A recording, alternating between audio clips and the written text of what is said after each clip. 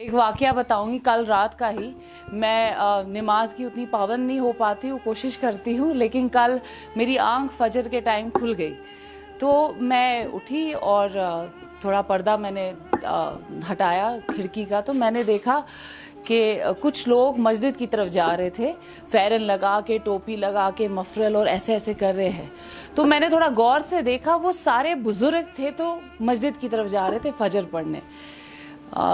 नमाज के बाद मेरी आंखें मतलब मेरे बेटे पे पड़ी और मेरे जहन में एक सवाल आया, क्या जब ये बुजुर्ग जो है ये इस दुनिया से इनका इंतकाल हो जाएगा, ये चले जाएंगे, क्या ये जनरेशन इसी माइनस में, इसी फ़ैरन पहन के, इसी ठंड में फजर पढ़ने जाएंगे कि नहीं।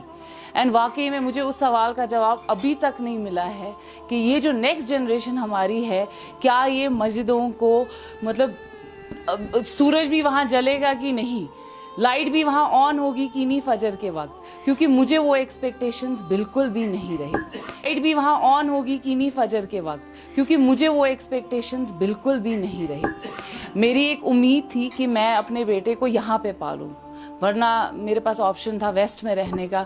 बट पता नहीं क्यों मेरी अटैचमेंट इतनी थी कश्मीर के साथ, मैंने कहा कि नहीं, मेरा बेटा जो है वो यहाँ का कल्चर सीखे, यहाँ की ज़बान सीखे। मेरी कश्मीरी थोड़ी कमज़ोर है, मैंने सोचा उसकी कश्मीरी पूरी तरीके से प्योर होनी चाहिए। लेकिन आज आप बिलीव नहीं करेंगे, मैं वेट कर रही हूँ कि वो कब 8वीं जमात पास करेगा और मैं उसको यहाँ से भेज दूँगी।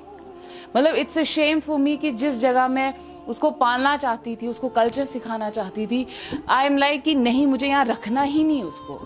मैं यहाँ पे अगर सिर्फ देख रही हूँ यहाँ फाशी फैली हुई है। अगर इंस्टाग्राम खोलते हैं, आई डोंट ब्लेम, हर कोई माँ बाप जो है वो अपना बेस्ट देते हैं। हर किसी में शायद मुबीना जी जैसी हिम्मत नहीं है, लेकिन हर माँ बाप अपना बेस्ट देते हैं। सिर्फ मेरी एक गुजारिश है, हम विजनरी पेरेंट्स क्यों नहीं बन सकते हैं। अब मैं थोड़ा सा विजनरी पेरेंट्स को एक्सप्लेन करूंगी। विजनरी पेरेंट्स का ये मतलब होता है कि हम सोसाइटी को क्या दे रहे हैं। क्या हम वो बच्चे दे रहे हैं जो अजाब बनेंगे कल को सोसाइटी में, जो ड्रग्स बेचेंगे, जो इंस्टाग्राम पे मॉडलिंग करेंगे, जो रील्स चढ़ाएंगे? क्या दे रहे हैं हम?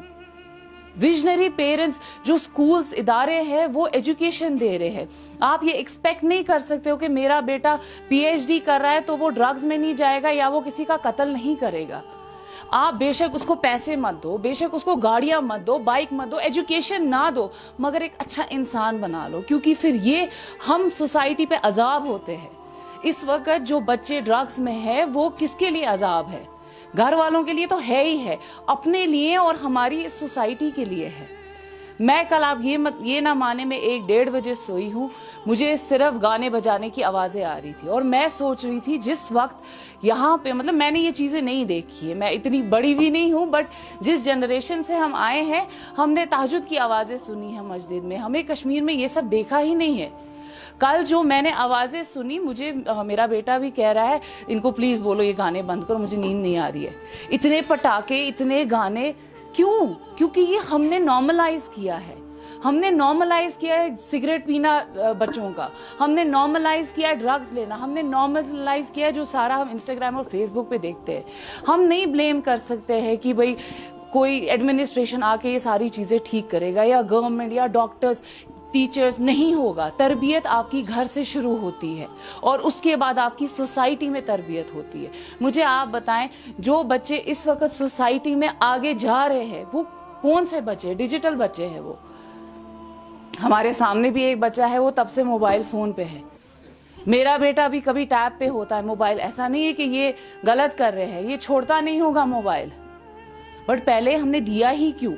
वाई हमने क्यों नॉर्मलाइज किया है कि जब शादी होती है पूरे टेंट में सारे बच्चे, माँ बाप सब फोन पे होते हैं और उस पे देख क्या रहे हैं?